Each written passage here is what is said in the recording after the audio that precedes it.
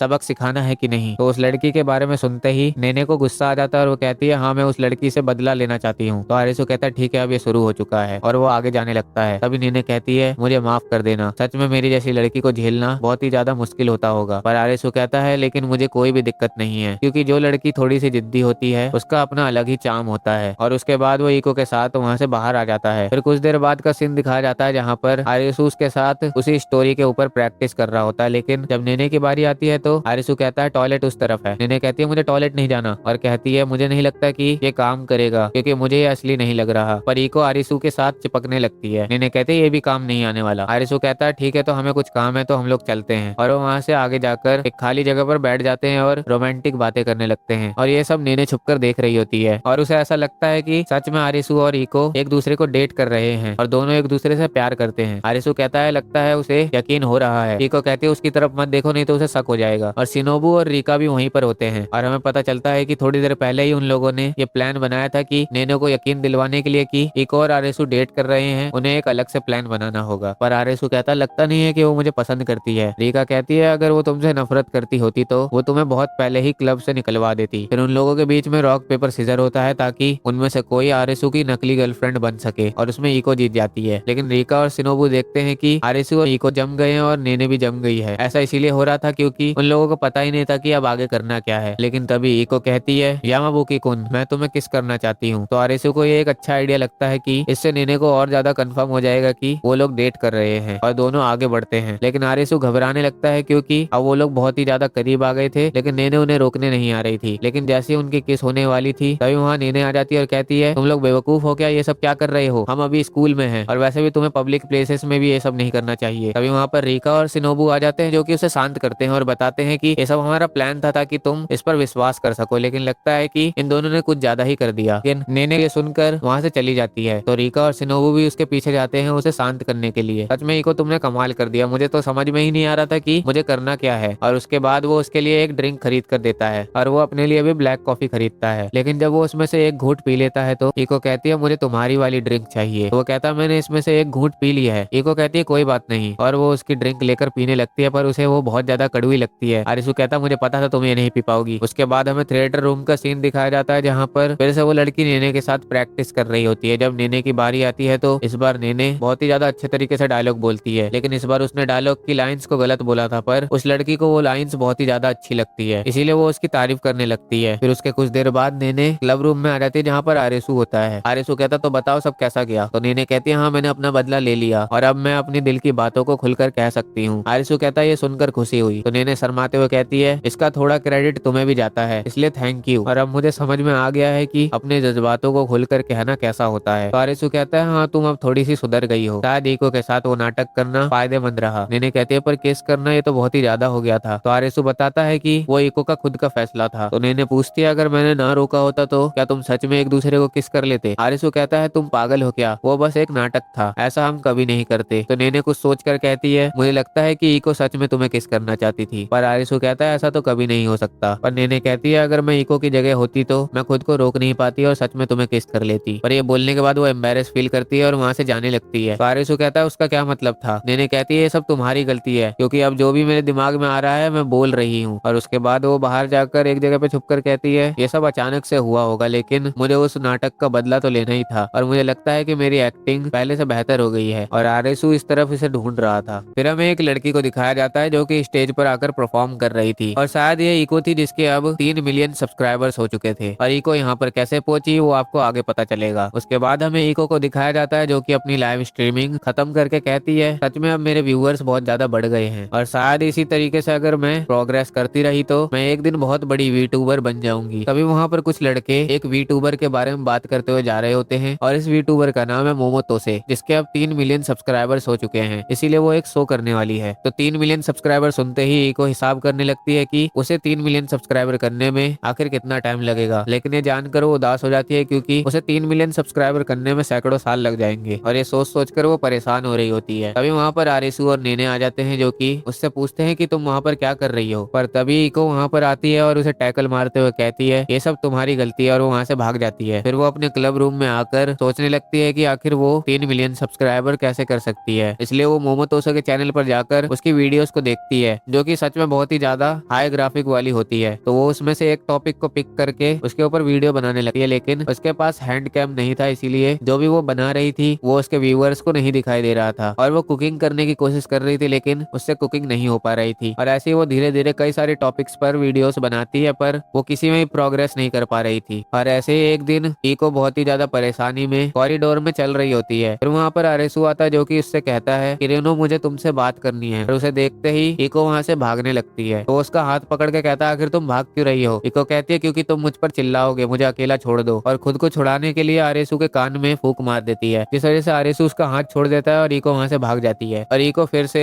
Club room में आकर topic ढूंढने लगती है और उसे एक टॉपिक मिल भी जाता है, और वो एक न्यू आउटफिट पहनकर लाइव स्ट्रीमिंग करने वाली थी। इसके ऊपर उसके दोस्त भी बात कर रहे होते हैं और तभी उसकी लाइव स्ट्रीमिंग शुरू हो जाती है और उसने स्विम सूट पहन रखा था। ये देखकर तो उसके दोस्त बहुत ज्यादा शॉक हो जाते हैं, लेकिन इस वजह से इको की व्यूज बहुत तेजी में बढ़ने लगती है। तभी लोग कहने लगते हैं हमारे लिए जंप करो, तो वो जंप करने लगते हैं, लेकिन ये लोग देखते हैं कि इको की गर्दन थोड़ी सी टेढ़ी लग रही है, और फिर हमें पता चलता है वहाँ पर आरेसू आ गया था जिसने उसका आईपैड छीन लिया था। तो वो उससे कहती है मेरा आईपैड मुझे वापस करो, मुझे मोमोतोसे से आगे निकलना है। लेकिन तभी उसका पैर फिसल जाता है और वो गिरने लगती है, पर आरेसू उसे पकड़ लेता है और उसे समझाता है कि तुम्हारे पास पहले से ही वो सब है जो कि एक टॉप वीटूबर बनने के लिए चाहिए होता है। इको कहती है तुम झूठ बोल रहे हो, पर आरेसू कहता है यामाबुकी परिवार में कभी भी कोई झूठ नहीं बोलता, और उसे अपनी बाहों में लेकर कहता है तुम मोमोतोसे से बिल्कुल भी कम नहीं हो। तो इको कहती है ठीक है यामाबुकी कुन मेरी मदद करो। तो आरेसू कहता हाँ क्यों नहीं, अब मैं तुम्हारा एक परफेक्ट एडवाइजर बनूंगा। फिर वो लोग एक खाली रूम में आ जाते हैं जहाँ पर इको कहती है तुमने कूल भाषण तो दे दिया, लेकिन मुझे नहीं लगता कि मैं कुछ कर पाऊंगी क्योंकि मेरे अंदर कुछ खास बात नहीं है। आरेसू कहता है तुम्हारे अंदर बहुत सी खास बातें हैं, सबसे पहली तो मुझे तुम्हारी आवाज से प्यार है। तो ये सुनकर वो शर्मा जाती है। आरेसू बताता है कि एक टॉप क्लास का यूट्यूबर वही होता है जिसकी आवाज बहुत ही ज्यादा अच्छी होती है, विजुअल आवाज भी अच्छी होती है, लेकिन सबसे ज्यादा मजा रियल आवाज में आता है। और वो उसकी इतनी तारीफ करता है कि वो बहुत ज्यादा शर्मा रही होती है, इसीलिए वो उससे कहती है बस करो, तुम इतना ज्यादा बोलोगे तो मुझे हार्ट अटैक आ जाएगा। पर आरेसू कहता है मैं बिल्कुल भी झूठ नहीं बोल रहा, मुझे सच में तुम्हारी आवाज बहुत पसंद है, और तुम्हें अगर जल्दी वायरल होना है तो तुम्हें बड़े वीटूबर्स के साथ कोलैब करना होगा। और वो इसे एक वीटूबर को दिखाता है जो कि उन गेमर्स को ढूंढ रही है जो कि एक हॉरर ज़ॉम्बी गेम खेल रहे हैं, और वो उनके साथ कोलैब करना चाहती है, लेकिन उससे पहले तुम्हें इस पर बहुत ही ज्यादा प्रैक्टिस करनी होगी। तो इको इसके लिए मान जाती है। फिर कुछ दिन बाद का सीन दिखाया जाता है जहाँ पर वो उसी हॉरर गेम को खेलकर लाइव स्ट्रीमिंग कर रही होती है, लेकिन जब ज़ॉम्बीज आना शुरू होते हैं तो वो इतनी ज्यादा डर जाती है कि कंट्रोलर फेंक कर चिल्लाने लगती है। तो आरेसू उसे उठाकर वापस से कुर्सी पर बैठाता है और कहता है तुमने इसकी प्रैक्टिस की है तो तुम्हें इतनी जल्दी हार नहीं माननी चाहिए। लेकिन जब वो दोबारा से ज़ॉम्बी का चेहरा देखती है तो वो दोबारा कंट्रोलर फेंक देती है और चिल्लाने लगती है कि मैं नहीं कर सकती, मेरी पैंटी गीली हो जाएगी। ये सब देखकर वो लोग आपस में बात करने लगते हैं, जहाँ पर नेने कहती है लगता है यामाबुकी कुन को पता नहीं था कि इको हॉरर जॉनरा को लेकर बहुत ज्यादा डरती है। वो लोग भी कहते हैं कि आरेसू को इको को ये वाला गेम प्ले करने के लिए नहीं देना चाहिए था। फिर दोबारा से इन लोगों को दिखाया जाता है जहाँ पर इको कहती है मुझे माफ कर देना, तुमने मेरी इतनी ज्यादा मदद की लेकिन मैंने सब कुछ बिगाड़ दिया। तो उसका मूड ठीक करने के लिए आरेसू कहता है तुम इसमें फेल हो गई, पर ये बिल्कुल भी जाया नहीं गया क्योंकि बहुत सारे लोगों ने तुम्हारे उस रिएक्शन पर तुम्हारे चैनल को सब्सक्राइब कर लिया है और अभी तुम्हारा वो वाला टॉपिक ट्रेंड पर चल रहा है। तो इको देखती है कि उसकी लाइव स्ट्रीमिंग पर 2,70,000 व्यूज आए हैं और उसके ऊपर लोगों ने रिव्यूज भी बनाना शुरू कर दिया है। तो वो आरेसू से पूछती है तो ये बताओगे कि वो किस टॉपिक पर वीडियोस बना रहे हैं। तो आरेसू उसे थंबनेल दिखाता है जिसके ऊपर लिखा हुआ था एक वीटूबर लड़की ने डर के मारे अपनी पैंटी गीली कर दी। तो वो कहती है अरे मेरी पैंटी गीली नहीं हुई थी, और तभी उसके फोन पर नोटिफिकेशन आता है। तो वो देखती है कि आखिर वो किस चीज का नोटिफिकेशन है, और ये देखकर वो बहुत ज्यादा सरप्राइज हो जाती है क्योंकि उसे खुद मोमोतोसो ने एक इवेंट के लिए इनवाइट किया था। तो ये देखकर तो आरेसू भी बहुत ज्यादा एक्साइटेड हो गया था, और ये इवेंट ये था कि उन्हें एक गेम में पार्टिसिपेट करना है जो कि मोमोतोसो ने ऑर्गेनाइज किया है, और इसमें कई सारे वीटूबर्स भी पार्टिसिपेट करने वाले हैं और इस इवेंट में बहुत सारे स्टेज होंगे, इसीलिए वो उस इवेंट को एक्सेप्ट कर लेते हैं और इको उसके इवेंट में पहुंच जाती है। पर जब वो वहाँ पहुंचती है तो मोमोतोसे उसे एक ऐसे ग्रुप में डाल देती है जहाँ के लोग कुछ ज्यादा ही अजीब होते हैं और वो इको की बहुत ज्यादा बेइज्जती कर रहे होते हैं। वो लोग इको से कहते हैं एक बार किस वाला चेहरा बनाना, तो इको बनाती है। तो उसके चेहरे को देखकर वो लोग कहते हैं लगता है तुम्हें टॉयलेट जाना है, और उसका बहुत ज्यादा मजाक उड़ा रहे होते हैं। ये देखकर आरेसू को भी गुस्सा आ रहा था। उसके बाद उन लोगों का गेम शुरू हो जाता है, पर इको इस गेम में हार जाती है, तो इसीलिए वो लोग उसे और ज्यादा चिढ़ाने लगते हैं। उसके बाद मोमोतोसे आती है और वो भी इको का मजाक उड़ाने लगती है और कहती है चलो ठीक है अब तुम्हारा सफर यहीं खत्म होता है। आरेसू भी ये सब देख रहा होता है कि इको को वो लोग बहुत ज्यादा परेशान कर रहे हैं और उसका मजाक उड़ा रहे हैं, तो इसीलिए उसे बहुत गुस्सा आ गया था। पर वो खुद को शांत करता है और इको के पास जाकर कहता है माफ करना किरीनो, ये सब मेरी गलती है। पर इको कहती है कोई बात नहीं, और सही में वो लोग बहुत ही ज्यादा कमाल के थे, चलो कम से कम मैं मोमोतोसो के इवेंट में तो जा पाई। आरेसू कहता क्या तुम्हें गुस्सा नहीं आ रहा कि उन लोगों ने तुम्हारा बहुत मजाक उड़ाया? इको कहती है हाँ ये चिढ़ाने वाला लगता है क्योंकि मैं उनसे बदला नहीं ले पाई, पर मैं खुश हूँ कि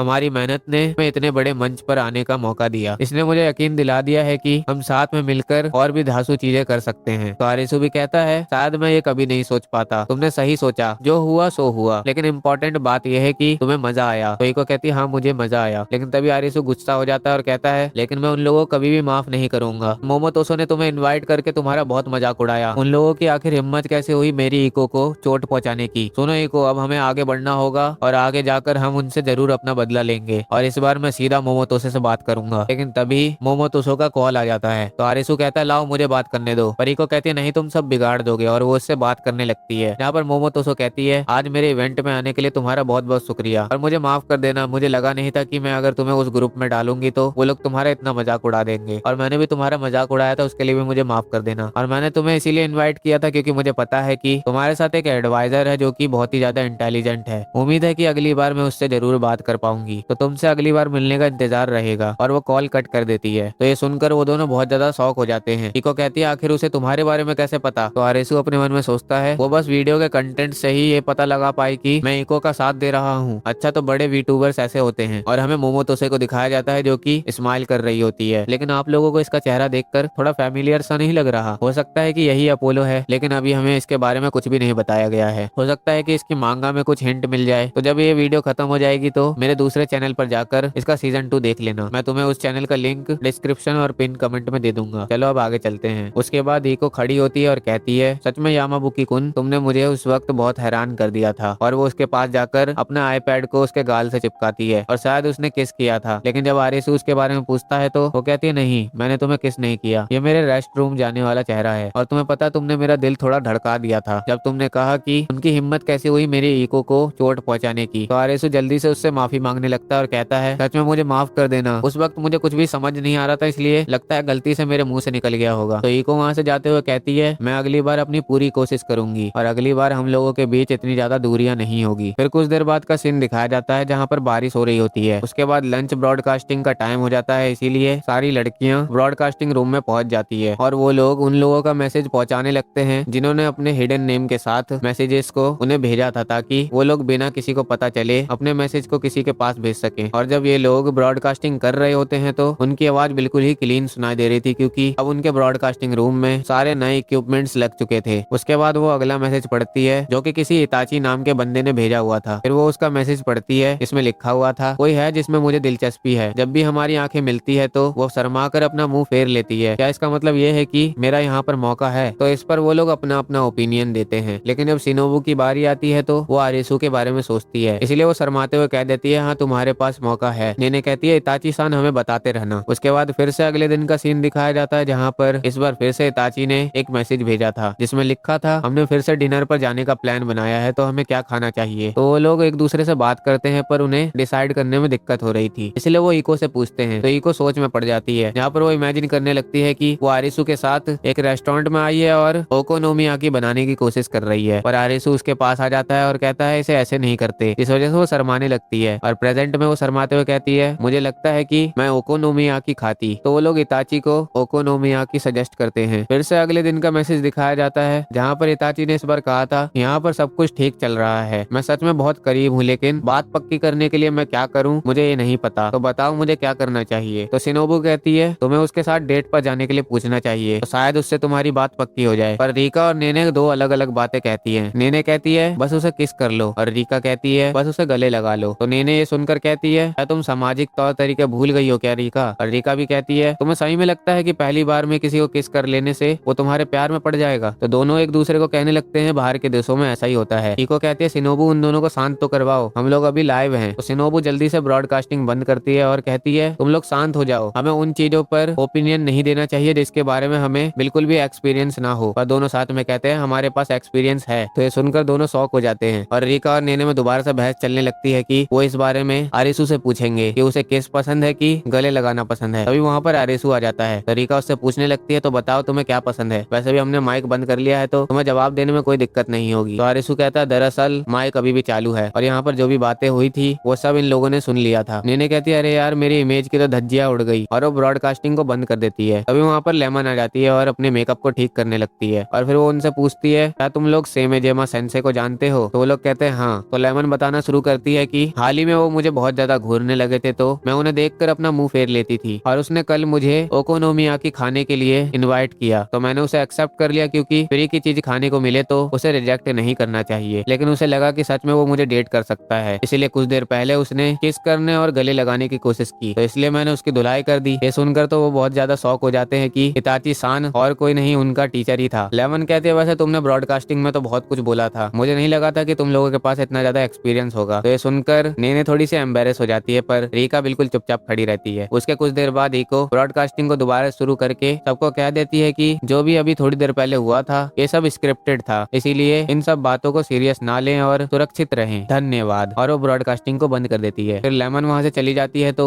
आरिसू कहता है चलो इको अब हमें चलना चाहिए, हमें गेम की प्रैक्टिस भी तो करनी है। तो आरिसू के मुंह से इको का फर्स्ट नेम सुनकर वो लोग बहुत ज्यादा हैरान हो जाते हैं, क्योंकि आरिसू तो हमेशा उसे उसके सर नेम से बुलाता था। तो नेने उसके पास जाकर कहती है सुनो एरन बॉय, तुम इको को उसके नाम से कैसे बुला रहे हो? तो आरिसू कहता है किरीनो मुझे माफ करना, वो शायद जल्दबाजी में मेरे मुंह से निकल गया होगा। तो इको कहती है कोई बात नहीं, मुझे इसका बिल्कुल भी बुरा नहीं लगा। तो आरिसू कहता है तो क्यों ना मैं अब से तुम्हें इको ही बोलूं, ये नाम बिल्कुल ही शॉर्ट है तो इसमें टाइम बचेगा। तो ये सुनकर नेने घमंडियों की तरह बोलती है अच्छा तो ऐसी बात है तो मैं भी तुम्हें मुझे नेने बुलाने दूंगी। तो आरिसू पूछता क्यों? तो नेने चिल्लाते हुए कहती है क्योंकि ये बोलने में आसान है। तो वो कहता है ठीक है नेने। तो ये सुनकर वो शर्मा जाती है। उसके बाद रीका भी आकर कहती है तुम मुझे रीका बुला सकते हो, तो एक बार रीका बोल कर दिखाओ। तो वो उसका नाम लेता है। तो रीका कहती है अरे यार ये तो सुनने में बहुत ही ज्यादा अच्छा लगता है। वो कहता है अरे यहाँ पर चल क्या रहा है? उसके बाद वो शिनोबू की तरफ देखकर कहता है तो अब जब सब लोग चाहते हैं कि मैं उनके नाम से उन्हें बुलाऊं तो क्या युजुकी तुम भी चाहती हो कि मैं तुम्हें तुम्हारे नाम से बुलाऊं? तो शिनोबू बोलती है नहीं रहने देते हैं, क्योंकि मुझे तुम्हारे मुंह से अपना नाम सुनकर शर्म आएगी। और ये बोलते हुए थोड़ी सी उदास लग रही थी। तो आरिसू कहता है मुझे लगता है तुम्हारी तबीयत खराब है, तो क्यों ना आज की पढ़ाई कैंसिल कर देते हैं। तो वो कहती है नहीं मैं ठीक हूँ। और वो वहाँ से जाते हुए कहते हैं ठीक है तो मैं तुम्हें वहीं मिलूंगी जहाँ पर हमेशा मिलती हूँ। उसके जाने के बाद वो लोग उससे पूछते हैं क्या तुम शिनोबू को ट्यूशन पढ़ा रहे हो? तो वो उन्हें बता देता है कि हाँ वो उसे ट्यूशन पढ़ाता है। फिर उसके कुछ देर बाद का सीन दिखाया जाता है जहाँ पर शिनोबू और आरिसू रेस्टोरेंट में आ गए होते हैं और शिनोबू वहाँ पर पढ़ाई कर रही होती है तो आरिसू फ्राइज खा रहा होता है। तो शिनोबू कहती है देखने में टेस्टी लग रहे हैं, तो क्या मैं भी खाकर देख सकती हूँ? तो आरिसू कहता है तुम अपने हाथों से मत खाओ, नहीं तो तुम्हारी बुक में तेल लग जाएगा, रुको मैं तुम्हें खिलाता हूँ। और वो अपने हाथों से फ्राइज खिलाने लगता है, पर ये देखकर वो शर्मा जाती है और कहती है अरे मुझे अभी याद आया कि मैं तो डाइटिंग पे हूँ, इसलिए मैं ऑयली चीजें नहीं खा सकती। तो कहता है चलो ठीक है कोई बात नहीं। लेकिन जैसे ही वो उसे खाने वाला होता है शिनोबू उसके हाथ को पकड़ के उस फ्राइज के पीस को खा लेती है और कहती है मुझे एक और दो। और वो शर्मा रही होती है। तो आरिसू कहता है अरे हाँ याद आया, जब हम यहाँ पर पहले आए थे तो नेने ने मेरा पारफेट चुरा लिया था, लेकिन इको ने बराबर करने के लिए अपनी आइसक्रीम मेरे साथ बांट ली। पर वो जब भी किसी का नाम ले रहा था तो शिनोबू को खांसी हो रही थी, इसलिए वो उससे पूछता है क्या ये सब मेरे दूसरों का नाम लेने से हो रहा है? तो शिनोबू कहती है नहीं ऐसा नहीं है। आरिसू कहता है मैं दबाव नहीं डालूंगा, लेकिन क्या तुम सच में नहीं चाहती कि मैं तुम्हें तुम्हारे नाम से बुलाऊं? पर वो उसकी बात को टाल देती है और कहती है चलो अब घर चलते हैं। उसके बाद जब वो बाहर आते हैं तो आरिसू देखता है कि उसका छाता टूट गया है। तो शिनोबू कहती है तो क्यों ना मैं तुम्हारे साथ अपना छाता शेयर कर लूं। तो इसीलिए दोनों साथ में एक ही छाते में घर जाने लगते हैं, जहाँ पर उन दोनों के बीच कुछ बातें भी होती है। और शिनोबू अपने मन में कह रही थी मैंने तुम्हें इसीलिए मेरे नाम से बुलाने से मना किया क्योंकि वो बहुत ही ज्यादा शर्म की बात थी, लेकिन जब तुम मेरा नाम नहीं लेते तो मुझे बहुत बुरा महसूस होता है। पर हम चारों में से मैं ही अकेली हूँ जो सबसे ज्यादा पीछे हूँ। और यही सोचते सोचते वो वहीं पर रुक जाती है। आरिसू पूछता क्या हुआ? तो वो कहती है कुछ नहीं। और अपने मन में कहती है मुझे तुम्हारे साथ हर हफ्ते पढ़ने में इतना ज्यादा मजा आ रहा है कि मैं अब असल में उम्मीद कर रही हूँ कि मेरे ग्रेड्स बेहतर ना हो और मैं अपना सपना पूरा करने के बजाय तुम्हारे साथ पढ़ती रहूं। और वो अपने मन में कहती है मेरे लिए अभी युजुकी ही काफी है और बदले में मैं तुम्हारे साथ इन पलों का और ज्यादा मजा लेना चाहती हूँ। और वो कहती है यामाबुकी कुन, अगर मैं कभी अपने सपनों की तरफ बड़े कदम बढ़ाने लगूं और उन तीनों के साथ आकर खड़ी हो जाऊं तो क्या तुम मुझे मेरे नाम से बुलाओगे? और वो एक स्माइल करती है। उसके बाद अगले दिन का सीन दिखाया जाता है जहाँ पर वो लोग कुछ पौधे लेने के लिए आए थे, लेकिन उन लोगों को कोई भी ढंग का पौधा नहीं मिल रहा था। लेकिन जब भी वो किसी पौधे के बारे में आरिसू से पूछते थे तो वो उसके बारे में कुछ ज्यादा ही डिटेल्स बताने लगता था। तो नेने कहती है तो एक प्लांट ओटाकू है। फिर वो लोग एक प्लांट को चुनी लेते हैं और वहाँ से जाने लगते हैं। और आरिसू अपने मन में कहता है आजकल रीका ने अपने गानों पर काम करना बंद कर दिया है, पता नहीं वो अपना नया गाना कब लिखेगी। और यही बात रीका भी सोच रही होती है कि उसने अपने गानों पर काम करना बंद कर रखा है, उसे जल्द से जल्द कोई नया गाना बनाना होगा। और तभी उन लोगों को किसी के गाना गाने की आवाज आती है। तो रीका को वो आवाज सुनकर कुछ याद आता है और वो उस पौधे को इको को देकर कहती है तुम लोग जाओ मैं आती हूँ। इको कहती है क्या अब मैं इस पौधे की मम्मी बन गई हूँ? आरिसू अपने मन में सोच रहा होता है क्या रीका उस आवाज को जानती है। उसके बाद रीका वहाँ पहुंच जाती है जहाँ पर आइको होती है और वही ये गाना गा रही थी, लेकिन वहाँ पर कोई भी नहीं था जो कि उसका गाना सुन रहा हो। तभी वहाँ पर एक बंदा आता है और कहता है सुनो लड़की, तुम्हारा गाना तो कोई सुन ही नहीं रहा, तुम्हें अब यहाँ से चले जाना चाहिए। पर आइको उसी पर भड़क जाती है और कहती है तो तुम्हें इससे क्या हो रहा है, मैं यहाँ पर जब तक चाहूंगी तब तक गाऊंगी। तो उस बंदे का मूड खराब हो जाता है और वो उसे बद्दुआ देकर वहाँ से चला जाता है। उसके बाद आइको कहती है मैं अपना अगला गाना गाने वाली हूँ जो कि मैंने अपनी दोस्त के साथ बचपन में लिखा था। तो ये सुनकर रीका बहुत ज्यादा शौक हो जाती है। आइको आगे कहती है मैंने उसके साथ बहुत ही ज्यादा बड़े बड़े सपने देखे थे, लेकिन वो बस एक छोटे से फेलियर की वजह से डर कर भाग गई, पर मैं तब तक गाती रहूंगी जब तक मेरा सपना पूरा ना हो जाए। और वो गाना शुरू कर देती है और रीका भी ध्यान से उसके गाने को सुन रही थी। और दूसरी तरफ आरिसू इको को हिप्नोटाइज करने की कोशिश कर रहा था, क्योंकि उसे लग रहा था कि रीका भी गाने की वजह से हिप्नोटाइज होकर वहाँ चली गई थी। लेकिन जब वो इको को कहता है अब ये नींबू बिल्कुल ही मीठा हो चुका है तो तुम इसे खाकर देखो, तो इको उसे खाकर देखती है पर उसे वो बहुत ज्यादा खट्टा लगता है। लेकिन तभी बाहर से उन लोगों को गाने की आवाज आने लगती है, तो वो लोग बाहर जाकर देखते हैं और वहाँ पर रीका होती है जो कि अपनी परफॉर्मेंस कर रही होती है और वो यहाँ पर एक नया गाना गाती है जो कि कुछ लोगों को अच्छा नहीं लगता और कुछ को अच्छा लगता है। तो ये गाना सुनकर आरेसू उसकी तारीफ करता है। उसके बाद रीका सबसे माफी मांगती है क्योंकि उसने इस गाने के लिए सबको खुश करने की परवाह छोड़ दी थी, क्योंकि ये गाना मेरे दोस्तों और एक किसी फालतू इंसान के लिए था। तो ये सुनकर आरिसू स्माइल करता है और कहता है अच्छा एक फालतू इंसान। उसके कुछ देर बाद वो लोग रीका के स्ट्रीट परफॉर्मेंस के लिए स्ट्रेटेजी बना रहे थे, जहाँ पर रीका परेशान होती है क्योंकि उसे समझ नहीं आ रहा था कि उसे कौन सा नया गाना वहाँ पर गाना चाहिए। तो आरिसू उसकी तारीफ करने लगता है पर रीका इससे थोड़ी सी शर्मा जाती है और वो अपना मुंह फेर लेती है। आरिसू कहता है मेरी तारीफ को ऐसे खिड़की से बाहर मत फेंको। रीका कहती है सुनो, मैं चाहती हूँ कि इस बार तुम तीनों मेरे परफॉर्मेंस में मदद ना करो, क्योंकि अगर मुझे तुम लोगों की आदत हो जाएगी तो शायद वो बात नहीं रहेगी। शिनोबू कहती है चलो कोई बात नहीं, हम अगले शो को देखने के लिए जरूर वहाँ आएंगे। आरिसू देखता है कि रीका अभी भी परेशान है, इसलिए उसका प्रोड्यूसर होने के नाते उसे उसकी मदद करनी चाहिए। तो वो उसके पास जाकर कहता है रीका मैं वो सब करूंगा जो तुम चाहती हो, इसीलिए मुझे बताओ कि मैं तुम्हारे लिए क्या करूँ। तो रीका कहती है सच में वो कुछ भी हो सकता है। तो वो कहता है हाँ। फिर हमें रात का सीन दिखाया जाता है जहाँ पर रीका और आरेसू नदी के किनारे आ रखे थे। तो आरेसू कहता है सच में तुम्हें यहीं पर आना था। तो रीका कहती है हाँ, मुझे आधी रात के वक्त गाने के बारे में सोचने के लिए यहाँ पर आना था, आ जाओ मेरे बगल में बैठ जाओ। तो वो उसके पास आकर बैठ जाता है और उन दोनों के बीच में बातें होने लगती है, जहाँ पर रीका कहती है कि मैं अपने म्यूजिक के जरिए किसी को कुछ बताना चाहती हूँ। ऐसा कोई है जिसे मैं पसंद करती हूँ, लेकिन शर्म के मारे मैं उससे बहुत दूर हो गई थी और अब मुझे हिम्मत जुटानी है उन्हें बताने के लिए कि मैं कैसा महसूस करती हूँ। तो आरेसू सोचता है कि शायद वो आइको के बारे में बात कर रही है। तो आरेसू उससे पूछ लेता है कि तुम इस म्यूजिक के जरिए उस इंसान को क्या बताना चाहती हो। तो रीका कहती है मुझे बताने में शर्म आ रही है। तो कहता है बताओ मुझे। तो रीका कहती है मैं तुमसे प्यार करती हूँ। तो आरेसू सोचता जरूर ये आइको के लिए ही है, लेकिन यहाँ पर रीका की बातों से भी लग रहा है कि वही अपोलो है। उसके बाद आरेसू कुछ सोचता और कहता है रीका सुनो, क्या मैं तुम्हारी म्यूजिक की स्क्रिप्ट देख सकता हूँ। तो वो उसे अपनी म्यूजिक की स्क्रिप्ट दिखाती है, जिसे पढ़ के वो कहता है अरे तो बहुत ही ज्यादा मुश्किल है, इससे तो किसी को भी पता नहीं चलेगा कि तुम क्या कहना चाहती हो। तो रीका बताती है वो मेरे लिए देर रात तक सुनने वाले लिसनर थे, मुझे उनसे बात करने में बहुत ज्यादा मजा आया और उन्होंने मुझे मेरे सपने को पूरा करने के लिए हौसला दिया। इस बात से तो ये और ज्यादा मुझे अपोलो जैसी लग रही है। तो आरेसू कहता है ये सारी बात तो बहुत ही ज्यादा सिंपल है, तो तुम इन्हें सीधे शब्दों में क्यों नहीं कह देती। तो रीका कहती है म्यूजिक का इस्तेमाल करते हुए वो कहना जो मैं सीधा नहीं कह सकती वो धोखा देने जैसा लगेगा, और अगर मैंने इस तरीके से अपनी फीलिंग्स को कन्फेस किया तो शायद उन्हें निराशा होगी, क्योंकि मुझे लगता है कि वो चाहेंगे कि जो वो सुनना चाहते हैं वो सीधा मुझसे सुने। तो आरेसू भड़कते हुए कहता है क्या तुम्हें सब कुछ चाहिए? मुझे पता है तुम्हारा अलग तरीका है, लेकिन इस तरीके से कोई भी अपनी फीलिंग्स नहीं बता सकता जैसे तुम बता सकती हो। और वो उसे समझाने लगता है। तो रीका कहती है मान लो अगर तुमसे कोई गाने का इस्तेमाल करके अपनी फीलिंग्स कन्फेस करेगा तो तुम्हें कैसा महसूस होगा। तो आरिसू कहता है मुझे बहुत खुशी होगी। तो ये सुनकर रीका खुश हो जाती है और कहती है तो मुझे लगता है कि मुझे इस गाने को सीडी से हटा देना चाहिए। तो आरिसू पूछता है ऐसा क्यों? तो वो कहती है क्योंकि ये लास्ट गाना कुछ ऐसा है जो कि बहुत ही खास है, इसलिए मैं इसे तब के लिए बचाना चाहूंगी जब मैं खुद को एक सिंगर कह सकूं, और तभी मैं ये गाना दुनिया के सामने लेकर आऊंगी। तो आरिसू पूछता है तो क्या तुम इसे बुडुकान कॉन्सर्ट तक बचा कर रखने वाली हो? तो वो कहते नहीं, इतनी भी ज्यादा आगे तक नहीं। मैंने सोचा है कि अगर मेरी ये स्ट्रीट परफॉर्मेंस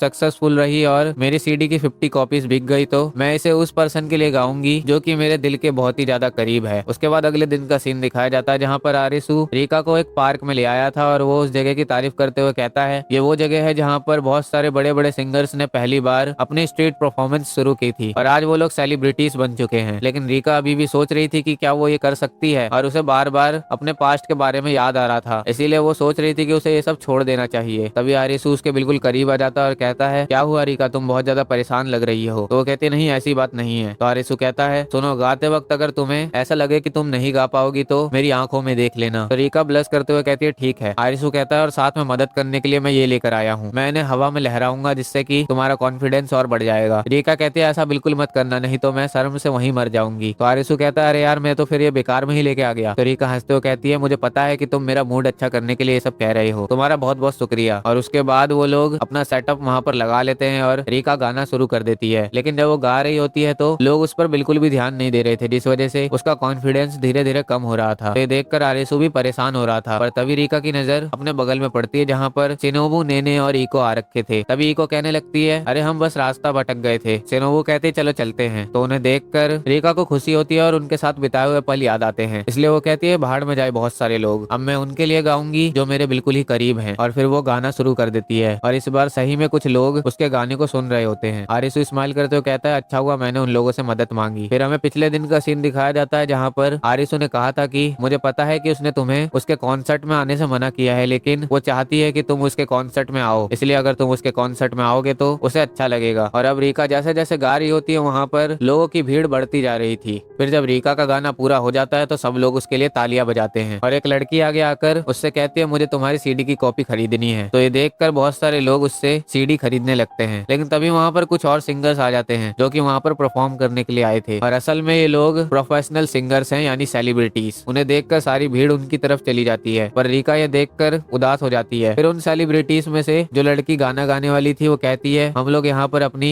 एनिवर्सरी को मनाने के लिए आए हैं क्योंकि हमने यहीं से गाना शुरू किया था, लेकिन मुझे ये करने का बिल्कुल भी मन नहीं है। उसके बाद वो लड़की कहती है चलो अब शुरू करती हूँ मैं, और फिर वो गाना शुरू करती है और साथ में उसके साथी इंस्ट्रूमेंट्स को बजाना शुरू कर देते हैं और सही में उसका गाना लोगों को बहुत पसंद आता है। यहाँ तक कि रीका और आरिसू भी ये सुनकर बहुत ज्यादा हैरान हो जाते हैं, पर रीका कहती है मैं हार नहीं मान सकती और वो अपना अगला गाना गाने लगती है और उसे गाते हुए अपने पुराने दिन याद आ रहे थे जहाँ पर उसकी दोस्त आइको उसके साथ मिलकर गाना बनाना चाहती थी, इसीलिए दोनों ने साथ में मिलकर गाना बनाया था। लेकिन जब उन्होंने अपने गाने को एक म्यूजिक स्टूडियो में भेजा तो उन्हें सिर्फ रीका की आवाज अच्छी लगी। ये जानने के बाद रीका भड़क जाती है और कहती है ये आप क्या कह रहे हो, आइको और मैंने साथ में मिलकर इस गाने पर काम किया है। पर आइको उसे शांत करती है और कहती है कोई बात नहीं रीका, मैं तुम्हारे लिए बहुत ज्यादा खुश हूँ, मैं चाहती हूँ कि मैं देख सकूँ कि तुम मेरा सपना पूरा करो। और ये सब सोचते हुए वो रोने लगती है, लेकिन तभी वहाँ पर आइको आ जाती है जिसे देखकर दोनों हैरान हो जाते हैं। रीका आरिसू से कहती है क्या तुमने इसे बुलाया? तो आरिसू कहता नहीं, वो मैंने जब पैम्पलेट्स बांटे थे तो शायद इसे भी मैंने एक दे दिया था। और सही में आइको के पास उसके कॉन्सर्ट का पैम्पलेट था। उसके बाद आइको आगे जाती है तो रीका उससे माफी मांगने लगती है, पर आइको कहती है जल्दी करो और गाओ, मैं सुनना चाहती हूँ कि तुमने कितनी प्रोग्रेस की है। तो रीका खुश हो जाती है और उसके लिए एक छोटा सा गाना गाती है जो कि आइको और रीका की दोस्ती के ऊपर था। गाना पूरा होने के बाद रीका आइको से पूछती है तुम्हें कैसा लगा? तो आइको सीधा बोल देती है उतना भी अच्छा नहीं था। तो रीका थोड़ी सी एम्बेरस हो जाती है और दूसरी तरफ ये लोग आपस में बात कर रहे थे कि क्या अब हमें यहाँ पर खत्म कर देना चाहिए, लेकिन तभी आइको आगे बढ़कर माइक लेकर चिल्लाने लगती है कि अब अगला गाना रीका गाने वाली है इन द काम ऑफ नाइट, और ये वही सॉन्ग है जो कि रीका और आइको ने साथ में मिलकर बनाया था। रीका कहने लगती है अरे तुम क्या कर रही हो, तुम उन्हें भड़का क्यों रही हो? आइको कहती है मुझे करने दो जो मैं करना चाहती हूँ, लेकिन क्या तुम्हें वो गाना याद नहीं है क्या? तो रीका कहती है ऐसा कभी नहीं हो सकता कि मैं उस गाने को भूल जाऊँ। लेकिन तभी वो लड़की कहने लगती है क्या वो लोग हमसे पंगा लेना चाहते हैं? तो आइको कहती है क्या हुआ, डर गए? और वो उन्हें और ज्यादा उकसाने लगती है। तो रीका कहती है कुछ करो यामाबुकी कुन, पर आरिसू तो खुद ही उन पर चिल्लाने लगता है कि अगर तुम में हिम्मत है तो हमारा सामना कर कर दिखाओ। रीका कहती है अरे अब तुम भी शुरू हो गए। आरिसू कहता है रीका ये सब सोचने का टाइम नहीं है, हमें इनसे मुकाबला करना ही होगा। आइको कहती है चलो अब शुरू करते हैं। तो रीका भी उसके लिए मान जाती है और फिर दोनों साथ में वो गाना गाने लगते हैं जो कि काफी अच्छा होता है और झाड़ियों के पीछे से छुपकर ये तीनों भी वो गाना सुन रहे होते हैं। फिर उसके कुछ देर बाद हमें दिखाया जाता है कि वो लोग एक रेस्टोरेंट में आकर खाना खा रहे होते हैं और वो तीनों रीका की बहुत ज्यादा तारीफ भी कर रहे थे कि तुमने बहुत ही अच्छा परफॉर्म किया और यहाँ तक कि तुम्हारी सीडी की 20 कॉपीज भी बिक गई। तो रीका कहती है हाँ ऐसा कह सकते हैं कि शुरुआत के लिए ये थोड़ी अच्छी प्रोग्रेस है, लेकिन इको कहती है हमें आइको चांद को भी यहाँ पर बुला लेना चाहिए था। रीका कहती है तुम्हें क्या लगता है मैंने कोशिश नहीं की थी? फिर हमें पता चलता है कि आइको बहुत ही ज्यादा शर्मीली लड़की है जो कि नए लोगों से नहीं मिल पाती। फिर उसके कुछ देर बाद वो लोग खाना खाकर वहाँ से जा रहे होते, लेकिन तभी रीका को याद आता है कि वो अपना वॉलेट वहीं पार्क में भूल गई थी, इसलिए वो सबसे कह देती ठीक है तो तुम लोग जाओ मैं थोड़ी देर में आती हूँ। तो नेने और इको कहते हैं जल्दी जाओ एरंड बॉय उसकी मदद करो, और उसके बाद वो वापस से ट्रेन पर बैठकर वहाँ जाने लगते हैं। और रीका कहती है यहाँ पर बहुत सारी सीटें खाली हैं तो तुम खड़े होकर क्यों जा रहे हो? आरिसू कहता है ये मेरी ट्रेनिंग का हिस्सा है, इससे मेरी लोअर बॉडी स्ट्रांग होती है। रीका कहती है इसका मतलब कि तुम मेरे बगल में बैठने का गोल्डन चांस मिस करना चाहते हो? पता नहीं यार तुम हमेशा ऐसे चांसेस को मिस क्यों कर देते हो। लेकिन आरिसू तो अभी भी रीका के वॉलेट के बारे में परेशान हो रहा था। तो रीका कहती है अच्छा तो वो मुझसे ज्यादा मेरे वॉलेट के लिए परेशान हो रहा था। रीका उससे कहती है वहाँ पर जो परफॉर्मेंस हुई वो घबराहट भरी थी, लेकिन मुझे मजा आया। मैंने कभी नहीं सोचा था कि भीड़ के लिए छोड़कर अपने करीबियों के लिए गाना इतना ज्यादा मजेदार होगा, इसलिए मुझे नहीं लगता कि मैंने गलत तरीका चुना। लेकिन आरिसू उसकी बात को चुपचाप सुन रहा होता है। रीका कहती है सुनो क्या मैंने सच में कोई गलत तरीका चुन लिया? आरिसू कहता है ऐसी बात नहीं है, चाहे वो सिचुएशन कैसी भी रही हो, सबसे पहली इंपॉर्टेंट बात यही है कि तुम्हें उसमें मजा आना चाहिए। रीका कहती है मुझे मजा आया था, लेकिन जब वो लोग वहाँ पर आ गए तो मेरी अट्रैक्ट की हुई भीड़ उन लोगों के पास चली गई, और जब वो लोग वहाँ से जा रहे थे तो मुझे ऐसा लग रहा था कि मेरे फैंस को कोई मुझसे छीन रहा है। आरिसू कहता है लेकिन किसी ने भी नहीं सोचा था कि वहाँ पर सेलेस्टियल्स आ जाएंगे, और ये उनके टीम का नाम है जो कि पार्क में आज आ गए थे। रीका को अपनी पास्ट की एक बात याद आती है जहाँ पर उसके सामने बैठा बंदा जो कि म्यूजिक स्टूडियो से था वो कहता है मुझे लगा था कि तुम इसके लिए तैयार हो, लेकिन लगता है मैंने तुमसे कुछ ज्यादा ही उम्मीदें ने कर ली थी। और क्या तुम्हें रैबिट ना पसंद है? और प्रेजेंट में हमें उसी बंदे को दिखाया जाता है जो कि किसी से फोन पर बात करते हुए कह रहा था, हाँ सेलेस्टियल्स का एनिवर्सरी सेलिब्रेशन अच्छा गया, लेकिन मुझे वहीं पर पास में एक लड़की दिखाई दी जो कि एक हाई स्कूलर थी और शायद उसमें मुझे थोड़ी दिलचस्पी आ गई है, तो हो सकता है कि मैं उससे मिलकर उससे बात करूं। फिर हमें इको, नेने और सिनोबू को दिखाया जाता है जो कि एक दूसरे से आरिसू के बारे में बात कर रही थी कि वो रीका के साथ है तो जरूर रीका का वॉलेट उसे मिल गया होगा। इको कहती है, तुमने तो कहा था कि तुम्हें लड़के पसंद नहीं है। तो नेने कहती है, ऐसी बात नहीं है, यामाबुकी-कुन काम में अच्छा है इसीलिए वो बाकी लड़कों से अलग है। इको कहती है, मैं उससे अपने बहुत सारे काम करवाने वाली हूँ, ठीक है अब मैं चलती हूँ, और वो अपने रास्ते चली जाती है। तो शिनोबू और नेने भी कहते हैं चलो हम भी चलते हैं, और वो अपने अपने रास्ते चले जाते हैं। फिर से हमें आरिसू और रीका को दिखाया जाता है जहाँ पर रीका बहुत ही ज्यादा उदास हो गई थी क्योंकि उसे लग रहा था कि वो म्यूजिक को कंटिन्यू नहीं कर पाएगी। पर आरिसू भी रोने लगता है और कहता है, ये सब मेरी गलती है, मुझे और ज्यादा रिसर्च करनी चाहिए थी कि कहीं वहाँ पर कोई सेलिब्रिटी तो नहीं आने वाला, इसीलिए मुझे माफ कर दो। तो रीका कहती है, तुम क्यों रोने लग गए? आरिसू कहता है, क्योंकि इसमें मेरी गलती है। लेकिन तभी अनाउंसमेंट होती है कि नेक्स्ट स्टेशन आने वाला है। तो आरिसू जल्दी जल्दी अपने आंसू पोंछने लगता है। रीका कहती है, क्या हो गया? आरिसू कहता है, यामाबुकी परिवार के लोग कभी भी किसी के सामने नहीं रोते, इसीलिए मुझे अपने आंसू को पोंछना होगा, नहीं तो कोई देख लेगा। तो ये देखकर रीका खड़ी हो जाती है और उसे गले लगा लेती है। ये देखकर जो पैसेंजर्स आए थे वो कहने लगते हैं, अरे यार आजकल के बच्चे तो कहीं पर भी शुरू हो जाते हैं। और रीका आरिसू से सब चीज के लिए थैंक यू बोलती है और उनके बीच कुछ और बातें होती है। और लास्ट बार हमें उन लोगों को दिखाया जाता है कि वो लोग क्या क्या कर रहे हैं। और यहीं पर इस एनीमे का सीजन 1 खत्म होता है। जैसा कि मैंने पहले कहा था, आपको सीजन 2 देखना है तो मेरे मांगा चैनल पर चले जाइए और वहां पर जाकर उस चैनल को सब्सक्राइब कर लीजिए, क्योंकि उसका सीजन 2 वहीं पर मांगा की फॉर्म में आ जाएगा। तो यहाँ तक इस वीडियो को देखने के लिए आरिगातो गोजाइमास।